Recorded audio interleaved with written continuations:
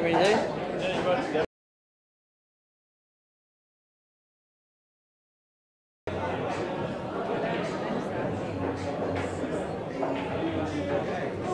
What's it under? Cubism? Yeah.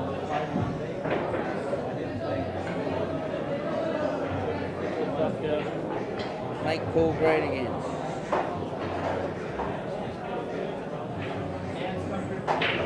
What about audio? How can I never get this fucking thing to work, mate?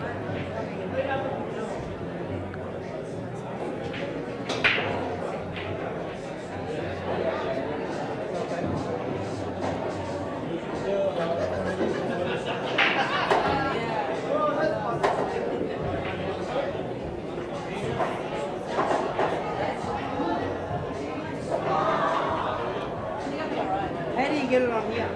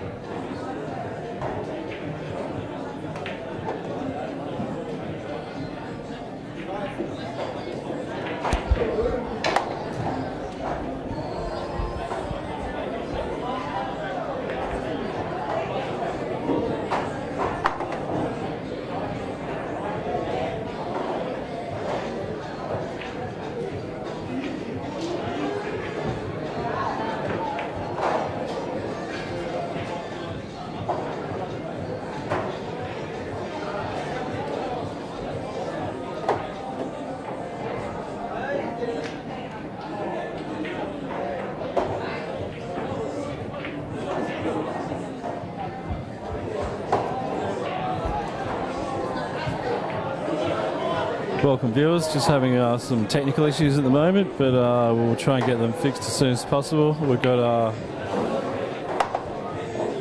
Jamie versus George on the TV table within a sec.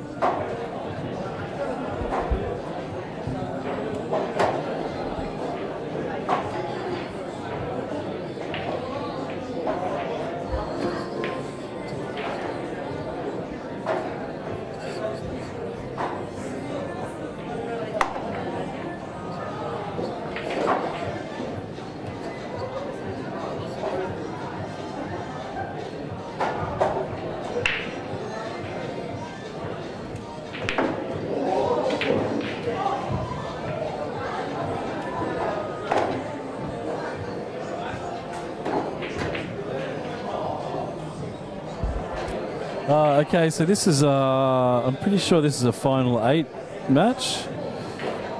Yeah, Yeah, I'm pretty sure they both. So this is quarterfinal. We got George versus Jamie. Got some dude who cheats versus Danny. We got Muzz playing Barry.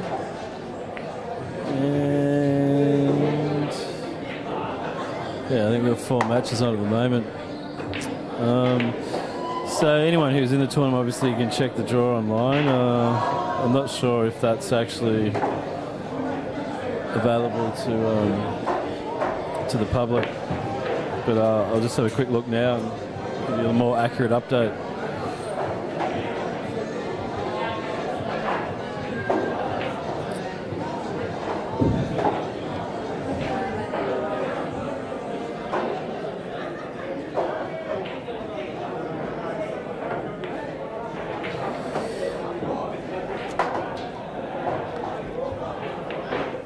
Yeah, right. So, yeah, this is the last 8. So we've got Spencer Oliver playing Chris Calabrese, Barry Mavros playing Muzz, George Mariglis playing Jamie Walker, Danny Stone playing Oliver. Chris just won a nail biter against Tom Shen, if you're watching. Came down to the hill. Good to see. Been some good matches on today. Been a high standard of pool. Everyone's a little bleary-eyed now. Well, I am, but I mean, you know, I'm about 30 years older than everyone else. But yeah, to get, obviously, you've done well to get to this stage of the tournament, but you have to be aware of the fact that you've used up a lot of energy. So these guys obviously have to take into account that you're not as sharp as you were at the start of the day. Seeing the edge of the ball can be a little bit harder. George is off for a cigarette break, shaking his head, something wrong. Yeah, so it comes down to mental attrition at this end of the tournament. Having youth on your side obviously helps a great deal, but then you can't discount experience. So, out of all the players that are left, Chris is probably the most experienced. Then you'd probably have to say Barry wouldn't be far behind Chris.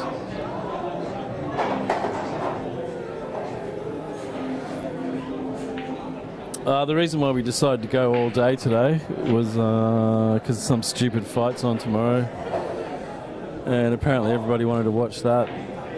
Well, many of the people who run the tournament wanted to watch it. So, but you know, it's kind of good. I mean, if anyone's watched The Hustler, that's a main component of that movie, was the fact that you had to go for as long as you could. And they just kept racking up, play for 20 hours. I think alcohol played a big part in that as well. So it was how long you could stay awake. Oh, George has brought us some chippies. Yeah, I ate after my match. Bad idea. So what George has done. How old are you, George? How old? 47. Yeah, so yeah, George has got a Coke and a bag of chips. It's only because you can't buy bananas here or fruit, eh? That was his second choice. Yeah. Hey, does anyone want to know what it sounds like when a commentator eats chips while they're commentating?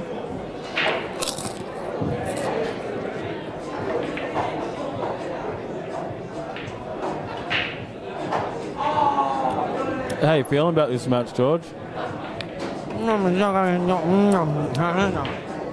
Oh, I thought you were going to say something like that. I was going to say it's not often you're at this end of the tournament, but I've said that before, so it must be happening more often. It must be happening more often than you get to this end of the tournament. I'm using Barry's shaft. That's a Revo or something, and it's really good. Oh, using his old one. So, did you get a bye first and second round? Just the second round.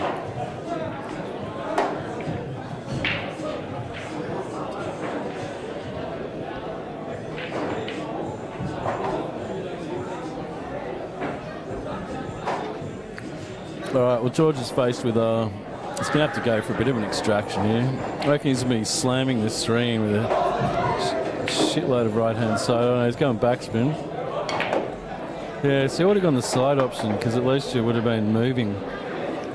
But I'm not out there playing, so what would I know?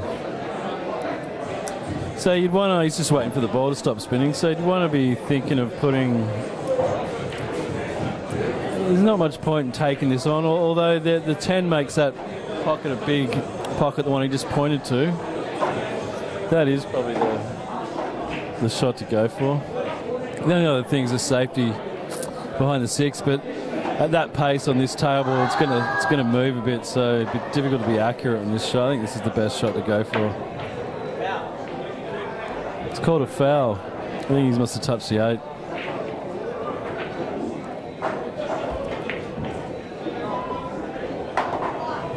Gonna have some more chip beating sound effects.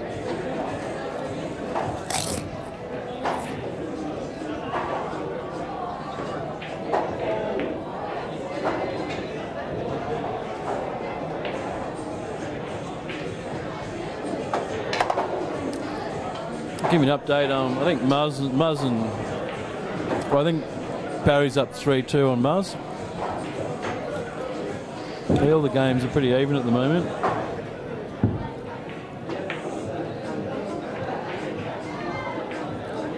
Ooh, was a bit of mopping up work to do, but this is nasty either way you go. He's gonna have to come up with a good shot here. Oh, and he's gone for the crazy New Zealand. Oh, there we go. That's why he's the only person that plays it. Oh, he's got the sheep shagging beard out as well today. He's got it all going on. He's really representing. Jamie's just spent a week in his home country of New Zealand. He went over there for the Oceania. I think he had a pretty good result as well. Obviously been taking all my advice on the coaching front.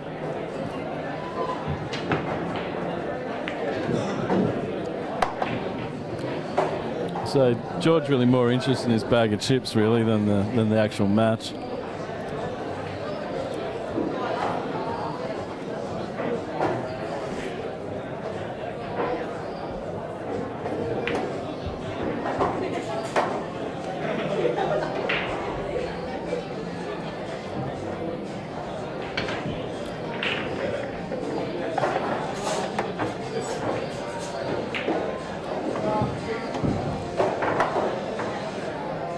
Let the cheaty person's 3-all with Dan. You know what I'm saying? Like, I'm not calling the guy a cheat. What I am saying though is when you heel with someone and they've got a shot which is obviously fine, like there's heaps of room, but you call a referee over just to put pressure on them. I don't know, man. People say that that's gamesmanship and all that kind of crap, and fair enough, but then when you get 3 of your mates to come over and be adjudicators on the shot, it's just a bit too much in my opinion. But that is just my opinion. So I'll call him cheaty pants if I want. Yeah, I don't think there's much room for that in anything, business, games, relationships. It's all dodginess in my opinion, and the less the human race does of that, the better off we are. Ooh. Yeah, George isn't going to start playing till this bag of chips is finished. Make sure you stay hydrated without salt.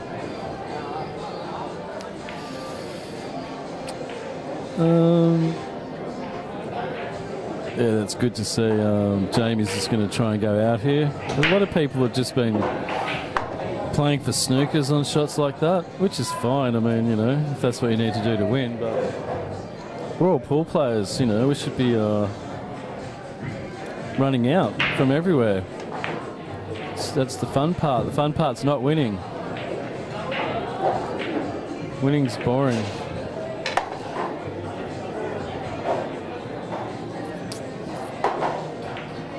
He's hitting the ball quite nice, I've got to say, Jamie. This obviously is table 14 at the illustrious City Heroes.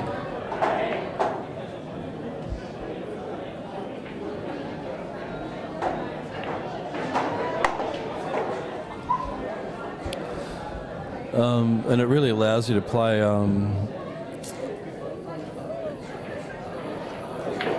ooh, he's nailed that. That just allows you to play really free flowing pool.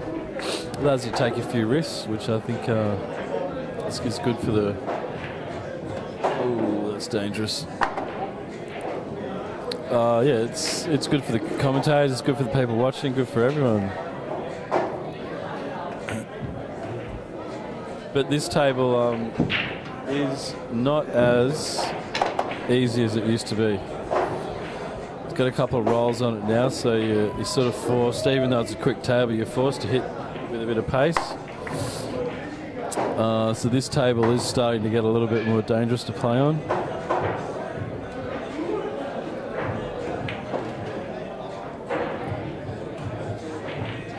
Yeah, I've got to say Jamie's playing a really nice pool at the moment. I know he does a lot of work with his cueing and how he holds the cue, how he delivers the cue. So he's been working a lot on his timing and where his hand is on the butt of the cue when he comes through for the shot. So I think he was turning his wrist a bit. So yeah, it's just important to have a good position for your hand and your wrist, so that allows you to do a full stroke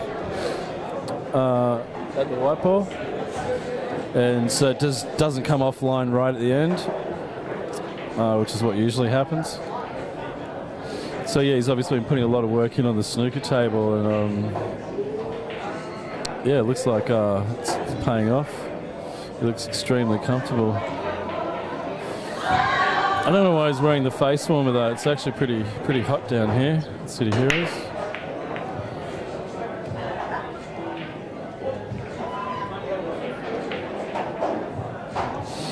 George is going to pull his finger out. Try and make a match of it. I'm not sure exactly what the score is. I think it's 3-0 to Jamie.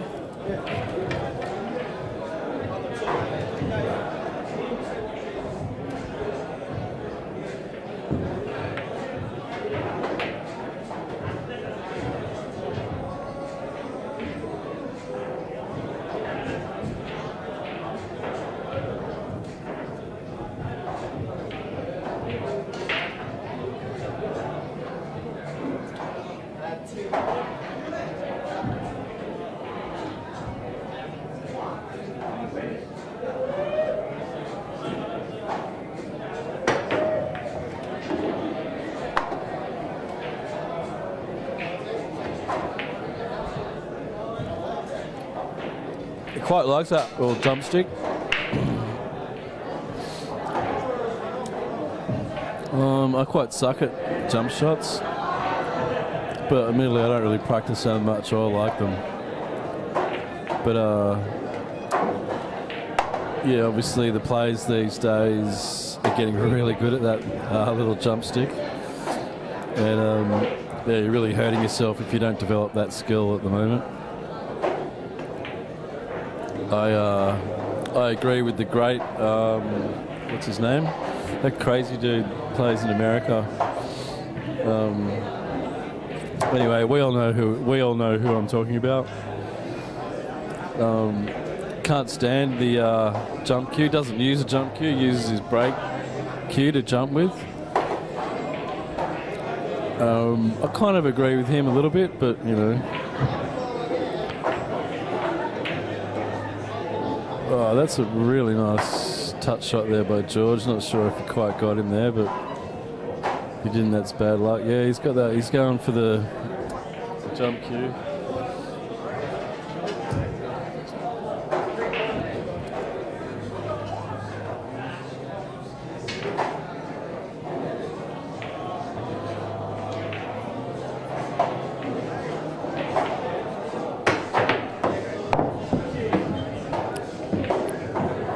Generally what I do.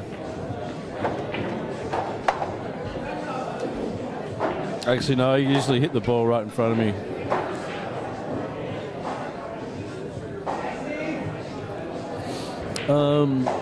Yeah, just wants to get on this 5 with a nice.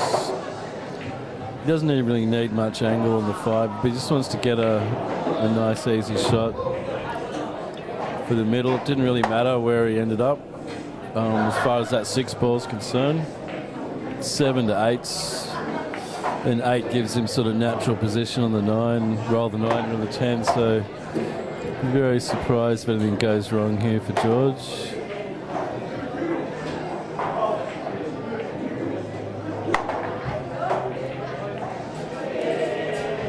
Oh, that's a terrible shot.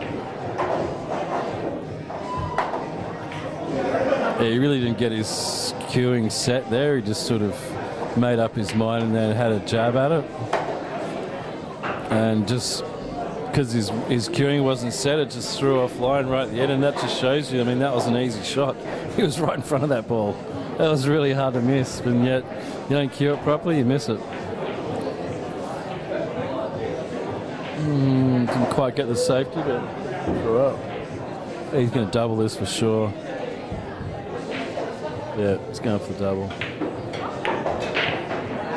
Oh, bad luck.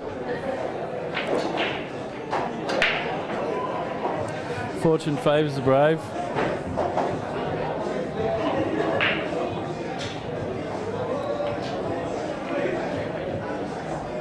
Yeah, I'm not sure why he played that soft, but maybe he's looking at just clipping the B. I think he was just trying to rest up against it. Because anyway you clip that 7, you're going to be in trouble.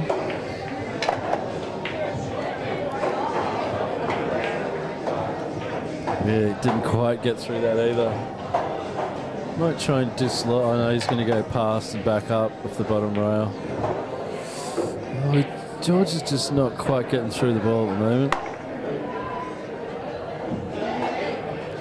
I think this is the first time he's played with this Revo shaft. That's a pretty nice shot. He's really made up for it there with that shot. So this is for George's first outing with a Revo, and I've had mine for a while, but I've only sort of had 2 sessions with it, and there is a lot to learn with this new shaft technology. It comes with a super soft tip on the end. They say that even if you're used to a hard or a medium, and I usually play with a hard tip, that you should try it out. So I am persevering, because they reckon that the tip complements the way the shaft works. So yeah, I mean, George is having a few of the same problems that I had and everyone else had, where you've spent your whole life allowing for throw, and all of a sudden this is 0 throw. And I've come from a 3-1-4, which still had a little bit of throw, but this thing's got nada throw. You actually you've got to deal with the opposite of throw, which is, because you get so much side with the Revo, you end up transferring side onto the object ball and it throws it offline. So that's a bit bizarre to you're kind of allowing for the complete opposite. I wonder what he's doing with that shot. Oh, must have just left the edge.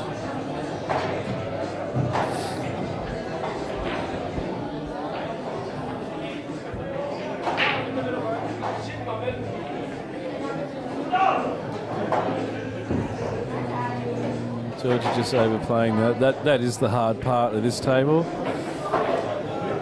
is getting the pace. The white just seems to give you an extra 4 or 5 revolutions than you expected, even after being playing on this table for a while. Those slow pace shots, you've got to be prepared to play them really soft.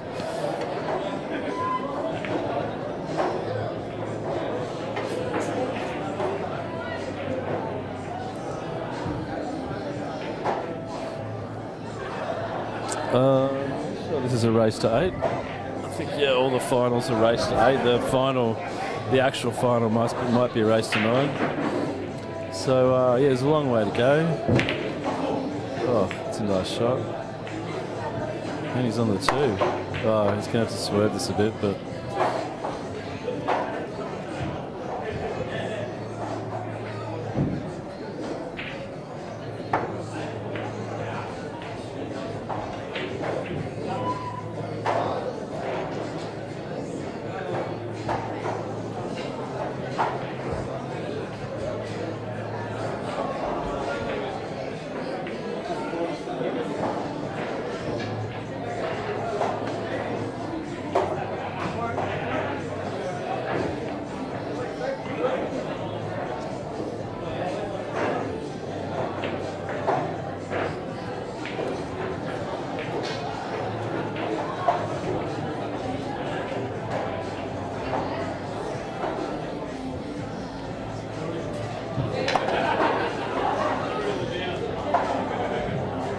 Jamie's just going to probably stop the white using the 8.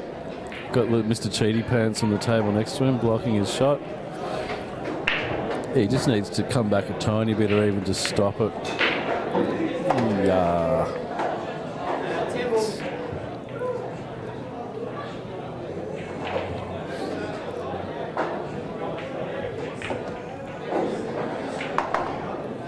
That was a crazy way to go about that shot. I definitely would have been cutting the 4 onto it. But once again, I'm here, he's there. So he's probably right in the long run. It's a tough shot to play if he's got that. Yeah, that's nice.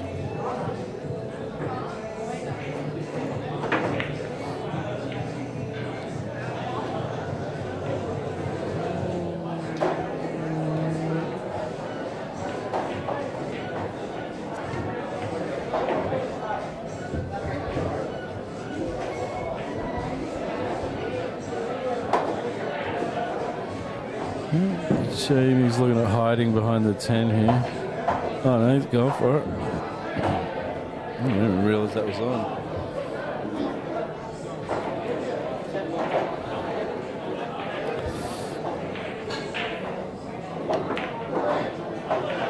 That's just a crazy shot.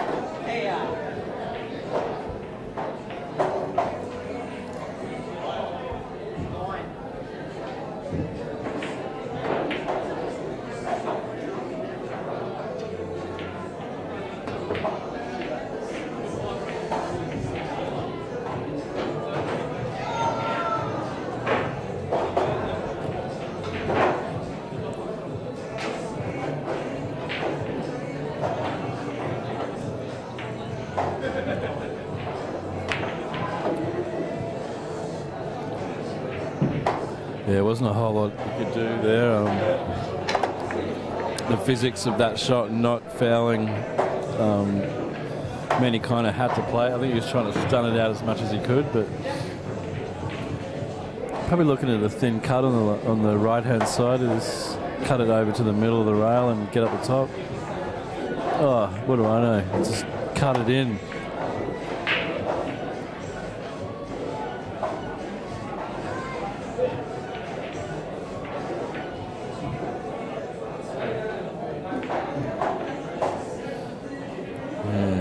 It's always going to be tough getting under that 9. It was a crazy shot.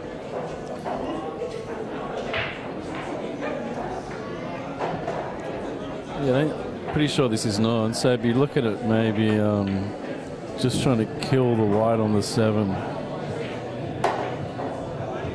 Yeah, it's a nice shot. It's actually a lot harder to play than it looks. It's only just off straight normally.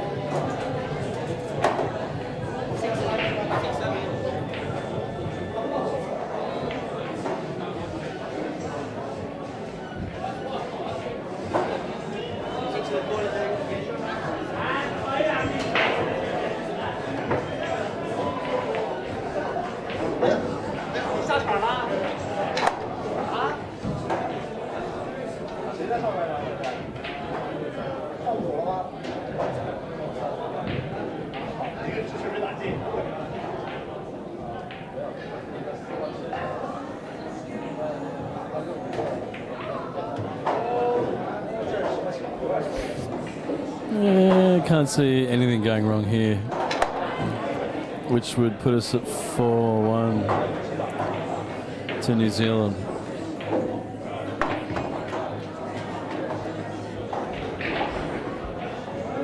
I'm not sure how many entries we had for this tournament. It was quite a bit. I'm not sure, it was at least 64. Oh, probably not 64. There were a few buys in the first round. So, yeah, over 50 though, I think. You know, which is fantastic. Fantastic for Pool in New South Wales. All the people from Adelaide and Melbourne are notably absent from coming up to play in our tournament, saying we always go and play in all their tournaments for the last 10 years. But that's okay. I know it's really expensive to get accommodation here in Sydney.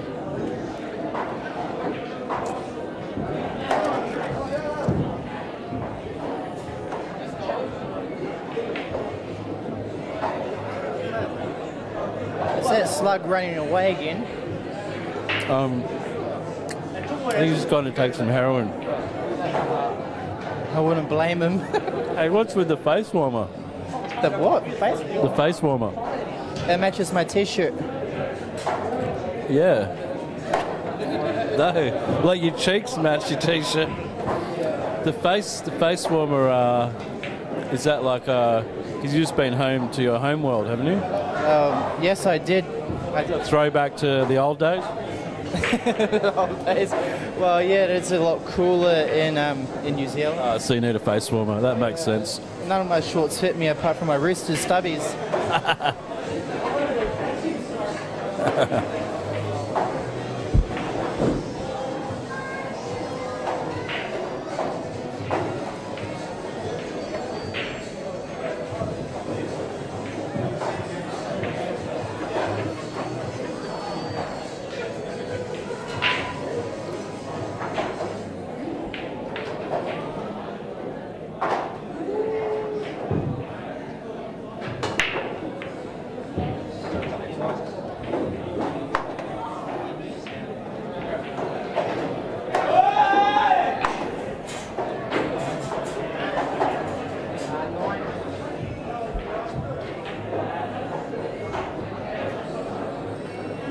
Update on the matches. Barry is up. Oh, sorry. Barry's 4-4 with Muzz. And I think they're both going for a ciggy. Chris is down 1-0 to Spencer. And Dan is 4-4 with Mr. Cheaty Pants.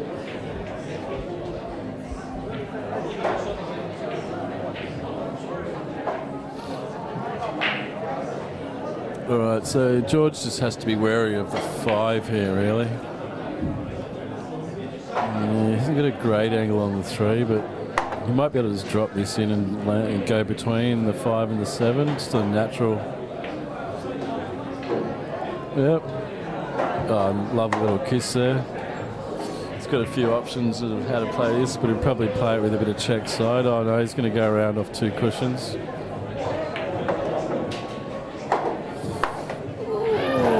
Dangerous, but I think he's got there. Yeah, I think he just roll this dead weight.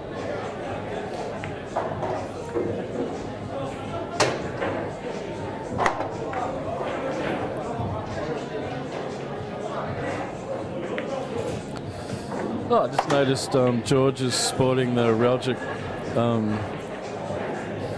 face harness. Oh, the sort of sunglass face harness. I wish people would just get out jiggers to play those shots. Excuse me, got something to say, Lex? Just like have a few words here from City Heroes. Lexi, how you doing? Good. Hi. What's the problem? It's on that table 9 for console. Sorry, which table? Table 9. Just hang on a sec. So that guy there.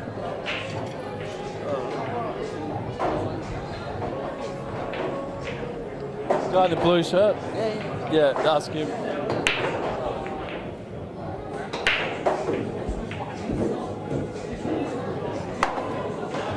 I'd like to thank City Heroes and Mr. Walter Yao. Obviously, that was Lexi, one of the workers here, just coming up to ask us if we could possibly give him some tables back, which they have so generously allowed us to use today to run our tournament. So we're obviously very appreciative always of that fact.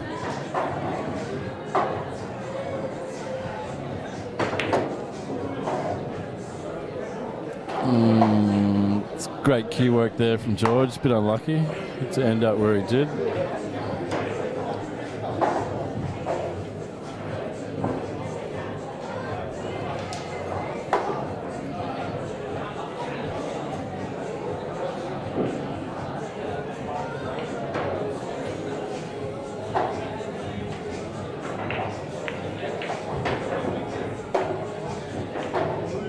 That's a really nice safety shot there by George. I do believe he's finally decided to sharpen play.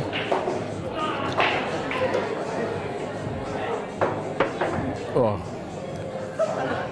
that's an awesome trick shot. I can remember that.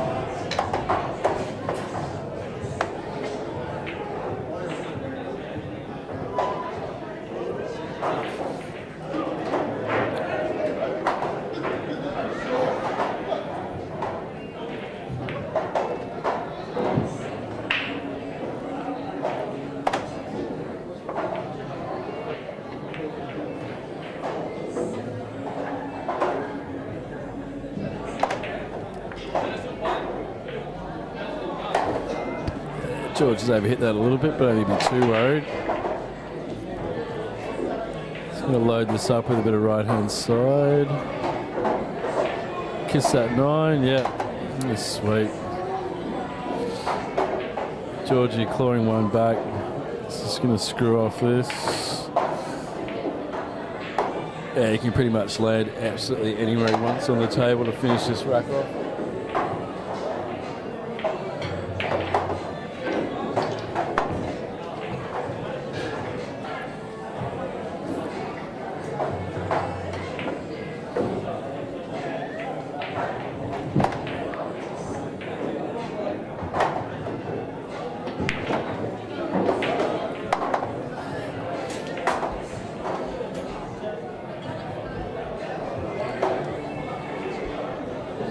George showing no emotion whatsoever.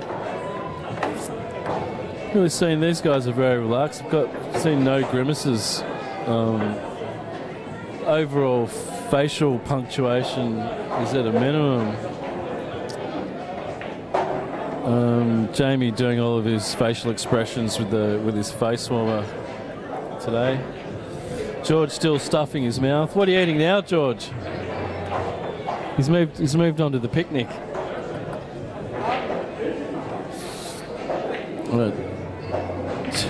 George is smashing a picnic bar. I quietly think he's maybe sponsored by Picnic. Are they a major sponsor of you, Picnic Bar? They ran out of celery sticks.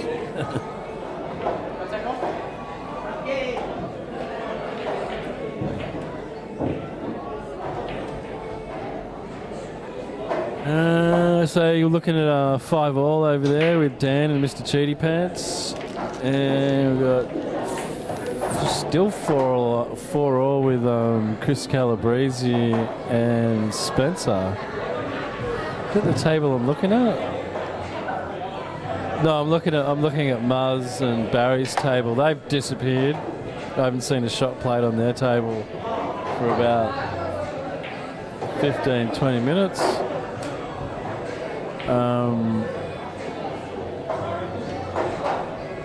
Yeah, Chris and Spencer 1-all.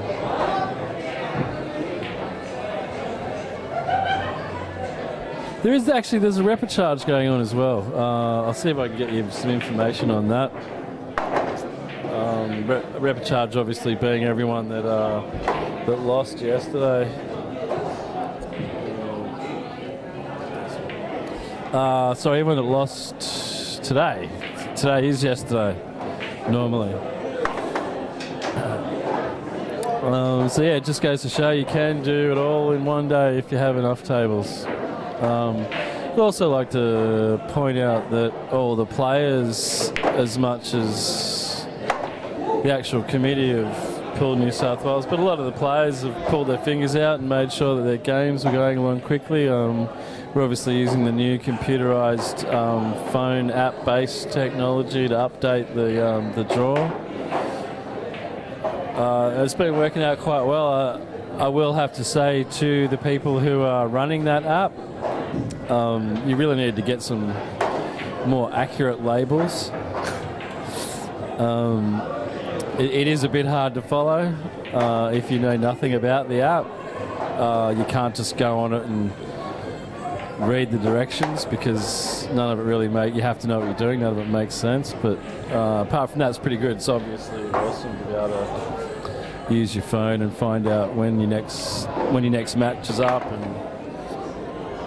And would it be even better if you could update the scores, because then you'd know like how long a match has got roughly till completion if you happen to be down the road at the bar.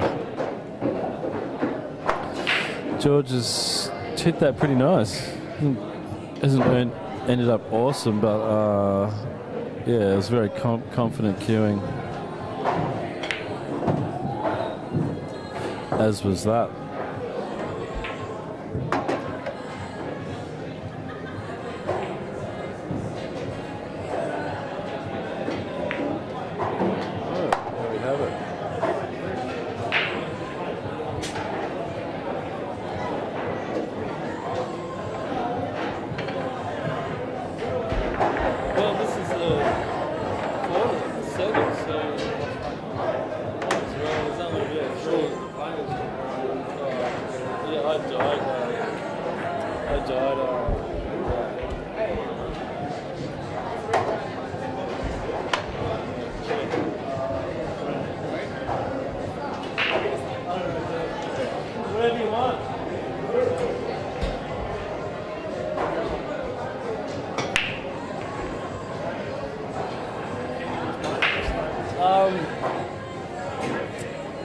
Yeah, so we've got George and Jamie on here. This is a quarterfinal, last 8. Is that right? Yeah, I'm going to rush off to the latrine, and taking over in the commentary box is... It's Jay Quinn here, thrown in the deep end. I thought he was going to come up with like a full-on rap about who he was and what he's doing, but he started with that. That's fine. That's fine. That was just expectations on my part. But yeah, I've got to go to the little boys' room. We'll be back shortly. Yeah, these guys are 4-all. Pretty much got 4-all, 4-all, 4-all, 1-all. Race to 8. Yeah. Well, folks, like I said, thrown in the deep end here, it's Jay Quinn. Just having a look at the game here between George Mariglis and Jamie Walker. It's a nice tight one, 4 apiece. George has played a cracker there for the forward of the side. The game they're playing tonight, I'm not sure how long Kimpton's been commentating for. Like I said, thrown in the deep end, but they're playing 10 balls, so it's a rotation game. So you're singing the 1 through to the 10. Combinations on the other balls, you continue on the ball you're on. And the 10 ball must be the last one sunk. If you sink it throughout the game, it gets respotted. But that's enough of the rules side of it. We've got 3-4 quarterfinals going here at the moment. You've got Danny Stone playing. I can't see the player who he's playing at the moment. It looks like a nice tight one, 5-all. Then you've got Marzullo and Barry the Mule Mavros playing another tight one at 4-all. And I think it's 1-all between Chris Calabrese and Spencer Oliver. So some real quality stick happening tonight.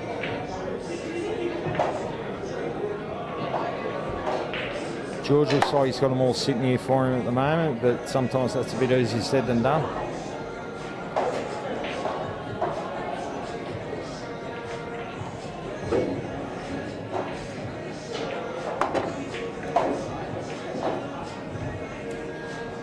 I had the pleasure of playing George for the first time at the Crest Hotel in the 10-ball rankings event last year, and I'm happy to say I got a win. George was winning 2-0 and then had to leave, so I got it by forfeit, but a win's a win, so I'll take that one. He's played an absolute cracker of a shot on the 9 to the bottom and the 10 easy to the side, so the game goes up to 5-4, George Mariglis.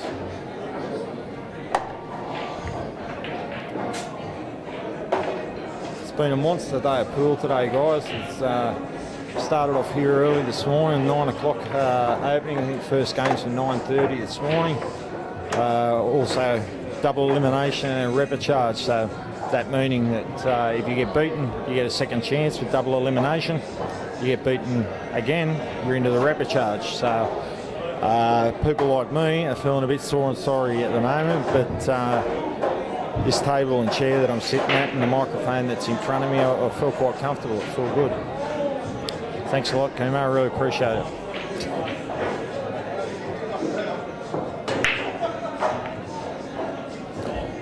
Jamie scratched on the break here. George with ball in hand. And a pretty spread table, so see what George can do with it, eh? He's got more moves than a Swiss watch, George, and he will get his way around this table all right.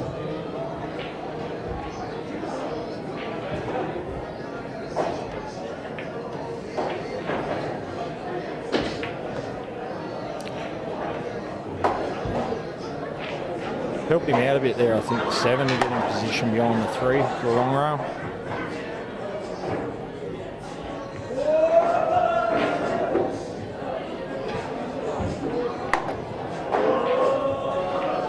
Yeah, as I said, the balls are sitting perfect for him. It's just a matter of him going in the pocket, which is the hardest part, I suppose. Also christened with the best nickname in the pool, George the Slug Mariglis.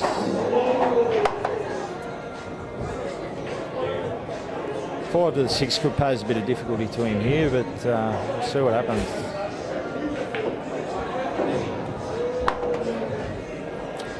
Beautiful.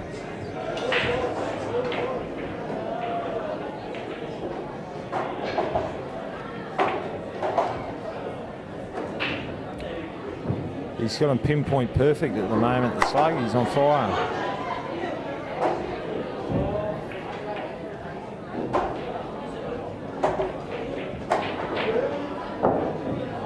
Just taking his time on the 7 here. It's pretty important, these last 4. You don't want to run the whole rack and blow it at the death. And commentator's curse, I've just smashed him.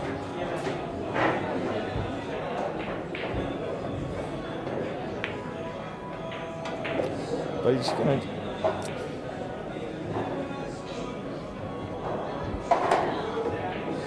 That's Pool. Jamie Walker approaching the table. Hasn't had much time since I've been in the commentator's box, so let's see what Jamie's got to offer. I'll back him in.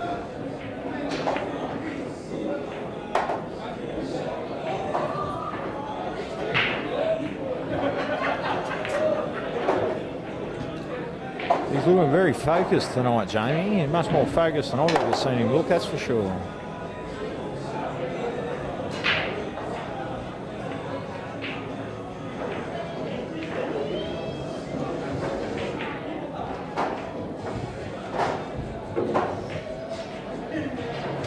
Rail could pose a little bit of difficulty, but he's straight in on the 10, I think, because yeah, a solid pocket's going to give him a bit of room here. So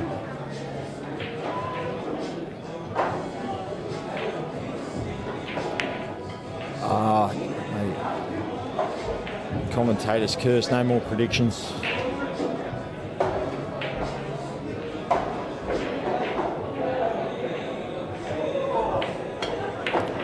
Score goes to George Mariglis 6, Jamie Walker 4.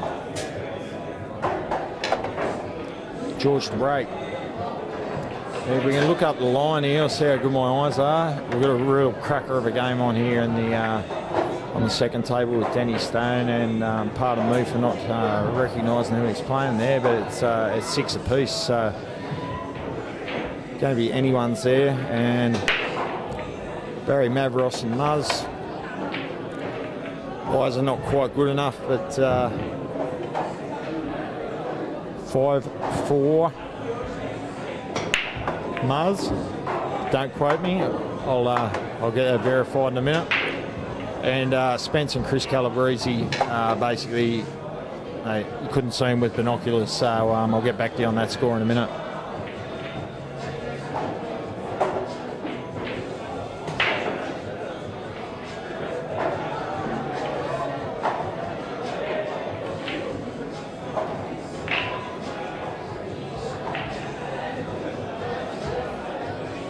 Again, the balls seem to be lying really well here for George, but that's about all I'm going to say, because every time I predict something, it tends to go a bit arse up.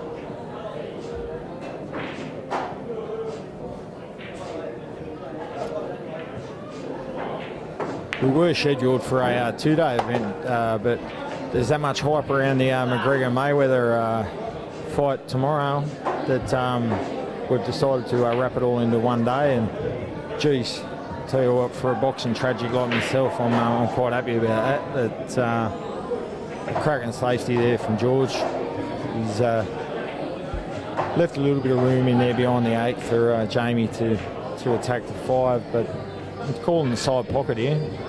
It is a nomination game, 10 balls, so you must get the ball in the nominated pocket. So, in my opinion, it's the true game of pool. It's a full game of intent.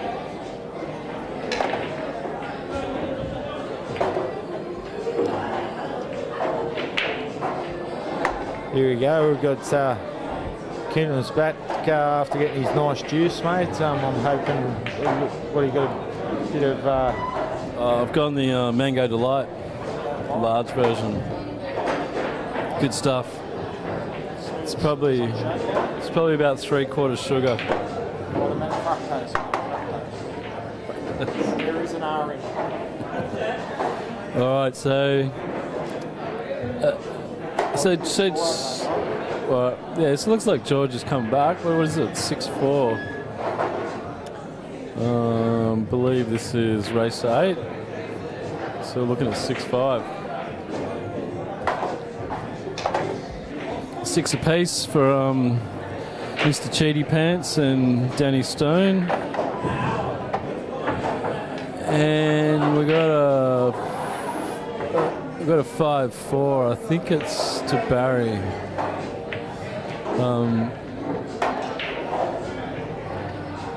They had a massive break in their match. Not really sure what that was all about, but that's okay. They're pretty much keeping up with everyone else.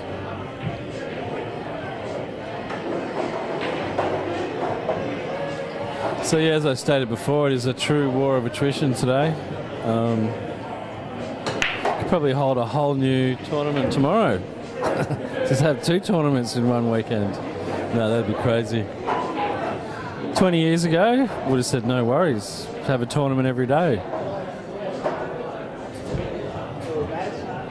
5-4 Baz. 3-1 to Chris over Mr. Spencer. Yeah, so Spencer's, I wouldn't say he's a dark horse, but he's done well to get down the final 8. Spencer's the sharpest attack. Like I first saw Spencer, I think about 5 or 6 tournaments ago. And for someone to improve that amount in that time is a credit to probably the practice he puts in. He is up here every day. Every day he's up here. He plays all the comps here. So yeah, he gets a lot of good comp practice, and he knows every table in here, back to front. So there's no surprises there. Play to the pool, you'll know. Mate, there'll be easy tables, there'll be hard tables, there'll be tables that have got dead cushions, there'll be all these things. So having that sort of knowledge is, mate, it's invaluable. You know, it's got him to this point. Well, that and the skill. But playing against Chris Calabrese, well, he's really going to hit the test here. We'll see how he runs. It seems to be hitting them well. It's a tough test anytime you play Mr. Calabrese. I played against Chris. Chris played against me. I think I broke 3 times. It was a race to 7. He won the lag. I stood up 3 times, and that was only to break. And Chris got the rest. Yeah, that all sounds pretty much right. That's pretty much how my matches go against him. Yeah, I felt I really missed my break cue today. 10 ball, I was just killing myself not having a break.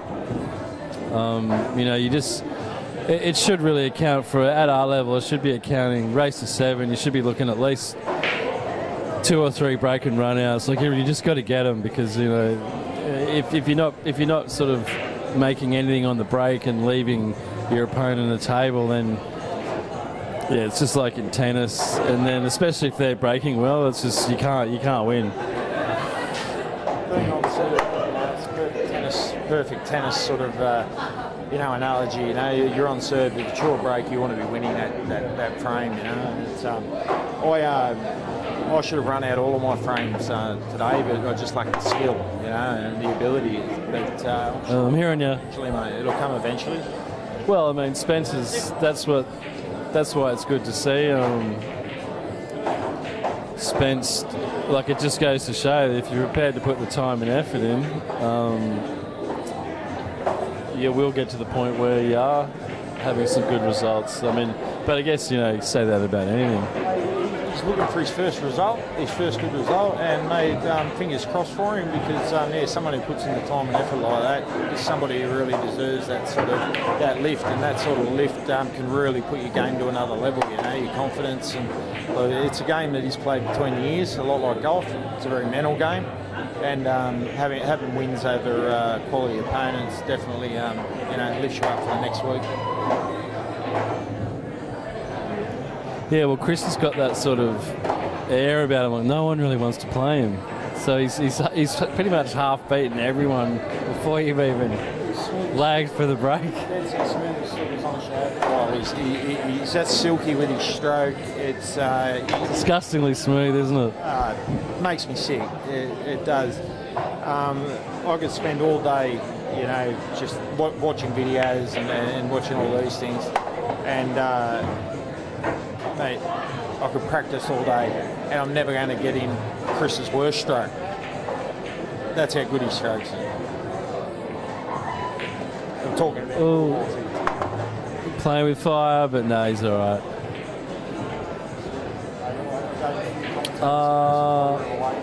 All right, hang on. We'll just get back to the game here, because he's on the hill here. He's up 7-4.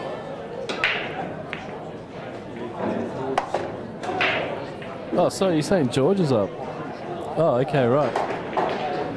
I've been known to be wrong before, and most of the time I can be an M wrong. So I'll just double check that in a second for you. I am pretty confident it's George. We'll see where this goes. No, it must be. I wasn't really gone that long. What the hell happened? I went and got a shake, and George is like knocked in 5 frames. What's going on? It didn't seem like that long to you, mate, but when you shove a mic. Hang on a sec. We've got Jamie calling from the sidelines here. I'm not sure what he's after, but he's called on Kimpton. There's a technical error. More chance of getting typhoid than getting me to fix anything technical, so I'll just focus on the pool. And like I say, we've got the slug on the hill here. And as Kimpton was saying before, you do expect a few breaking runs. He has been breaking well, but once again, commentator's curse, mate, I'm the best. Don't take me to the tab with that.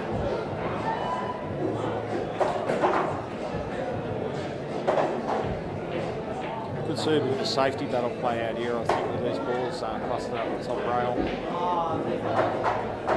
Jamie's played a great shot here. Yeah, he's tucked up against the fire. That's just the unreal shot. Okay, well, the morons playing this match have picked now to tell me that they haven't been putting the scores up, so I wasn't aware of that. Sorry, viewers. I've got a setup here where it's basically an iPad, and all you've got to do is like press a plus or a minus. It's not rocket science. But anyway, it's just.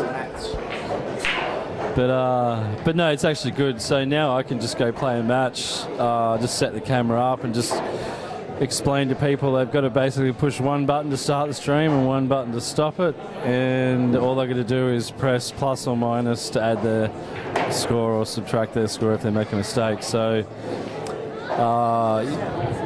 it's pretty easy, but it's good. It's good to be able to do it. It's good to be able to bring obviously the live feed to the viewers out there. This is a real nasty one for. He's only can't really hit it. Oh, he's done that. Geez, you'd be happy with that, wouldn't you? I said it was going to play out in a massive safety battle with the balls at the back, and it truly has. I've actually got one thing right for once, but the slug's done a mountain of work there on the hill to make contact firstly, but to keep it stuck on that back rail like that is fantastic. So I don't think Jamie has a shot. That's pretty nice.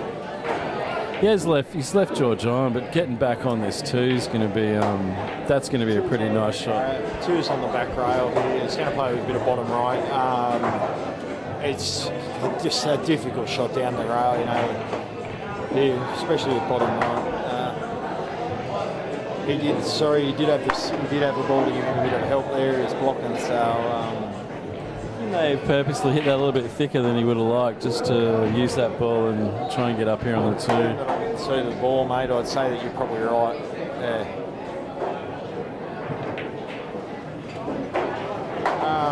I don't imagine that's what George intended with that shot.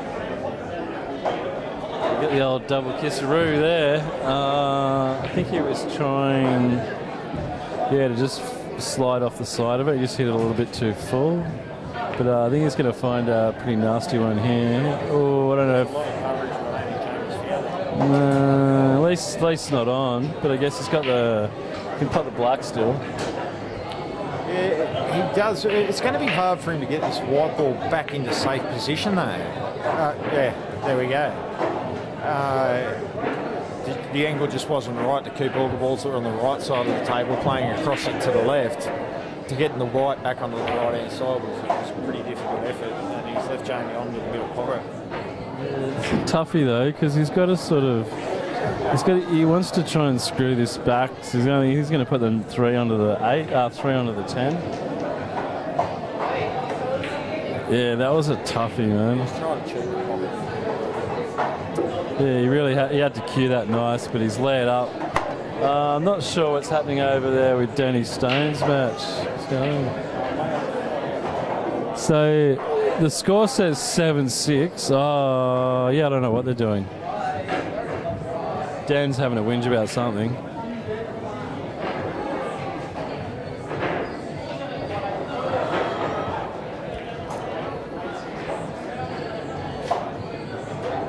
Oh, so Danny Stone's beaten... He's beaten Mr. Cheaty Pants 8-6. It's good to see. Nerves of Stone. Far out, mate. I haven't seen someone pot him as good for a long time, mate. He's having a real good year. There was rumours of retirement there not that long ago either. So he started those rumours. I do know that. I really was keen to get his gear for $400, but which was a bit of a token throw out, I think, on Facebook. But I think you got a few bloody biters at it. Actually, one of the other champs too, Gemma, who does, an amazing job with New South Wales PBA, along with Kimpton and all the guys, Walter and that here at City Heroes. And, mate, Gemma's also thrown a retirement. That's once a week. I play league with her. It can go shot to shot whether or not she's retiring. Is that 6 on? Yeah, it looks like he's going to hit it as though it's on. Yeah, I don't see much going wrong here. It's clearly on. There's not a lot. The problem is if he screws off this and doesn't hit it sweet, he's snooker himself. So he's going to go around. He's going to go around and try and get on that rail. But that's shocking. That is shocking. I think he's come up okay. He'll come off the bottom rail here and play the 8 to the bottom right. Oh, Jesus. I mean, sorry, blasphemous. That was not very good. I forgot to count. I was putting a 9 before an 8. I thought he was on the 9. Yes. Mate, another quality commentary moment from Jake Quinn. We just hear his filler anyway, mate. You have to be accurate as well. Entertaining would be nice. Just confuse people a little bit on the way. Great shot. Yeah, it's good to see him. He's hit that nice. Hit the way he had to hit it. So we're looking at 7-6. Pressure on the hill. The pressure on the hill to play those sort of shots is it's a big effort. Hopefully you can follow it out and finish your game and hill. I think this gets him to 6, so he's still got one more to go to get to the hill. Oh, sorry. I would imagine you're right, because I'm normally wrong. It's, Jamie Royer. How did that go in? It's like it was a full ball miss to the right. Just to give you a bit of an idea, if you're on table 12 there is more chance of getting typhoid than that ball going in. Very friendly corner there for Jamie, but he knows that that's a friendly corner. I think he played it that way just to keep us on the edge, Kimpton.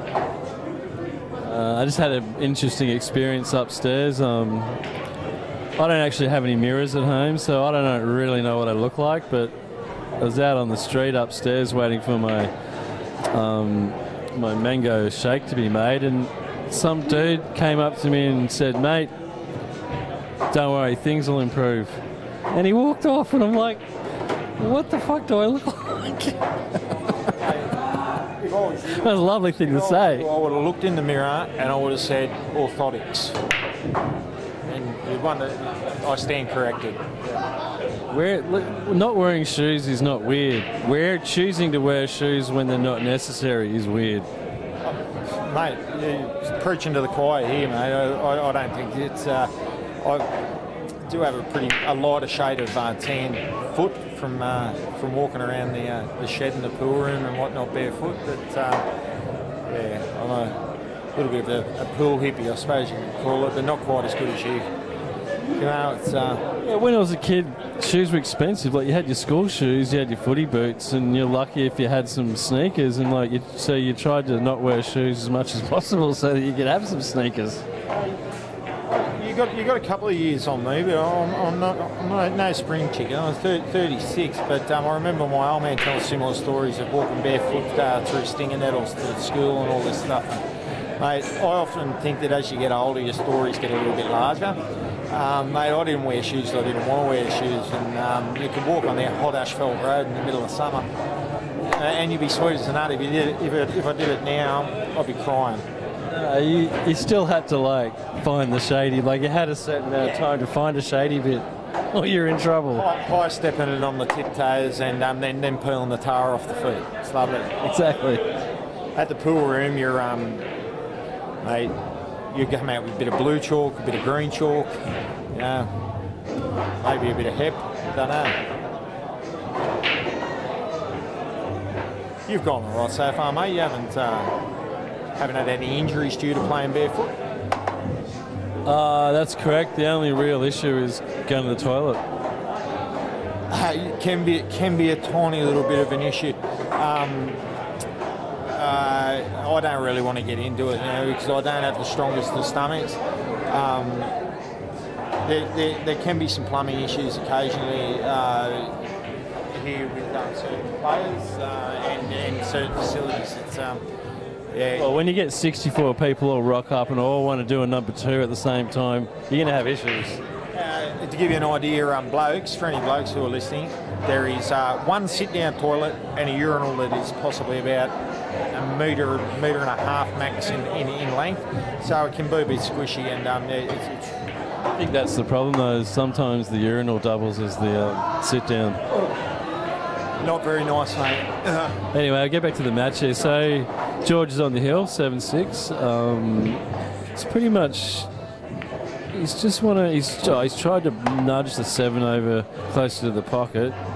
In doing so, he's left himself some pretty dodgy... he might be thinking about... No, he's going to try and screw off the rail with reverse side. And that's pretty much... That was always going to happen. Yeah, I agree with you. He should have backed himself to knock that in the top. Because, it's a shot to nothing. You're on the 7 and the 6 is up the top. Yeah, I thought that's the way he would have played it, but I'll tell you what, George has won a lot more pool games than me, so I probably won't argue with any of the boys who are in the semis because who's he commentating and not playing? Oh, Jamie was a bit lucky there to get that kiss off the 10. That stopped him going in off and gave him the snooker. He's looking quite lucky here, actually, but George has seemed to get out of trouble every time he's had to, and he has again. Well, that's going to be over the middle bag, though. And with the right angle to go on the 7 as well. It's a bit unlucky. I'm not sure. What sort of... maybe a stop shot. I think if he follows, he's going to end up behind the black, mate. Dig into that. Yeah, use the pocket. Hit half ball. Yeah. Once again, I'm staying corrected. Orthotics. Just going to say that from now on, mate. Orthotics. I stand corrected all the time.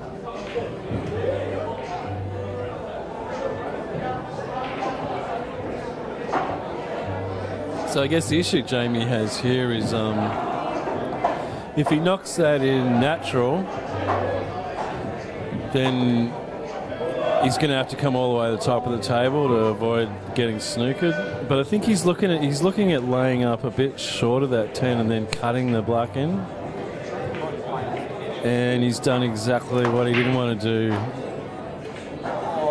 Oh, he might actually be on that. I think he's on it. Yeah, he's definitely on it. Any thoughts here, Dan? Oh, how'd you go against Mr. Cheaty Pants? I got a bit lucky, mate. Got up. Always get up. Sure, it was all luck. Anything you want to say to your fans? They're all a bit. He was just saying earlier that there were a few tears when we heard you were retiring. Well, the tears come first, then the retiring. It's just tears all around. There's easy money to be made, mate, so I had to come out of retirement. Hey, $400 your gear was going for $400. You need to win a tournament. I can't believe that 9-ball went in. He's hit that right in the same, right like in the... All right, we're looking at heel. All right, this is what the fans... Just give himself a pat on it. Nerves of stone, no good, but he said that he always gets up, mate. It's Denny Viagra Stone. Always gets up.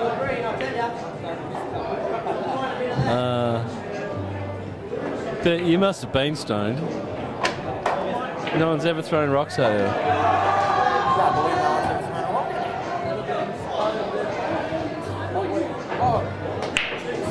Not even by accident? Never, mate. It's all right, we'll hook you up.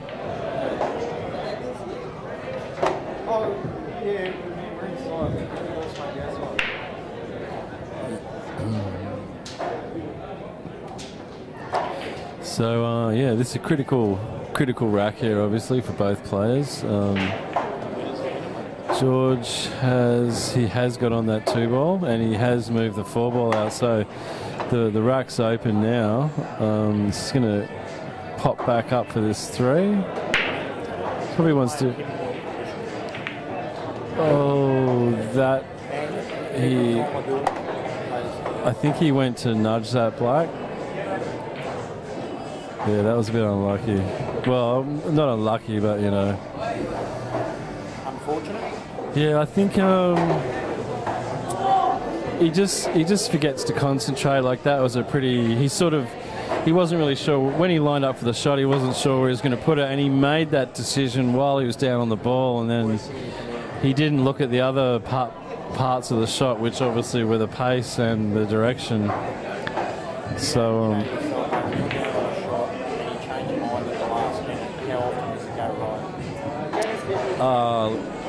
Left. Want to go left. Always go left. So I guess George, all he can really do is hit this.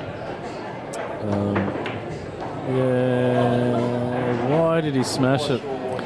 No, he's just... It's a bit of frustration. Build it in there. There goes the chalk. I was just about to say the chalk will be going on the table in a minute. George has been known to pot balls with chalk. So if he misses a ball, he just pegs his chalk at it to pot it. Just to give you some visual of our commentary booth, we do have a cage at the front of it, just to stop from something George's outburst. Yeah, and for the honeys, keep them away off. from me and yourself. You know, I don't believe this.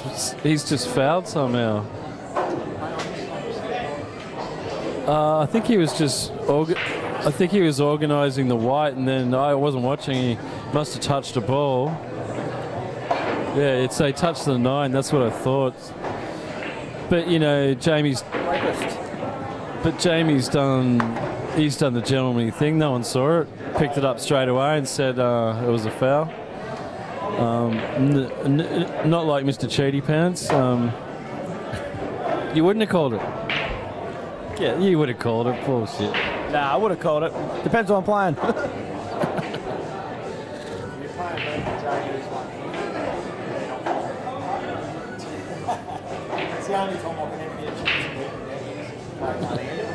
So talk us through that. That was a hand on the 9-ball?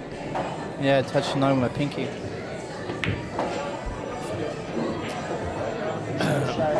absolute utmost in sportsmanship there because nobody saw it, and it's what you do in the game, isn't it, Kumo? That's exactly right. The shot of the match.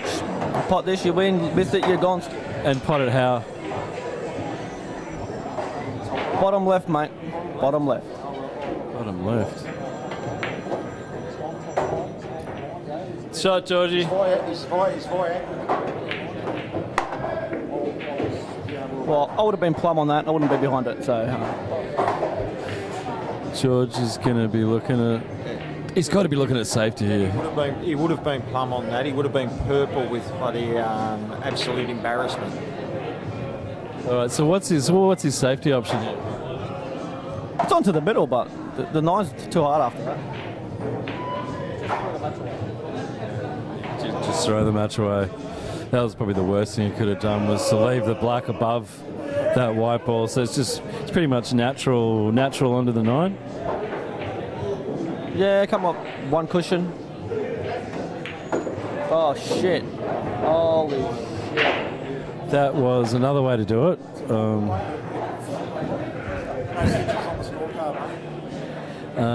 Yeah, well, as Dan would say, that's pressure because you just sort of, you're concentrating, but you're just sort of not executing. Yeah, there's a whole bunch of things that can go wrong, both physically and mentally in a pull stroke. But it's just got to. 3 for George. Miss on the 3 for George. He got the win. That's nasty. That's the first time Jamie's hit some really bad shots at that pocket, and they've all gone in. That was the first one that didn't drop. I think he just hit it way too hard. I would have just made sure I got that and maybe a bit of stun run through. Sort of made sure of the pot. I reckon he'll twitch up here. Congrats to Jamie on the win.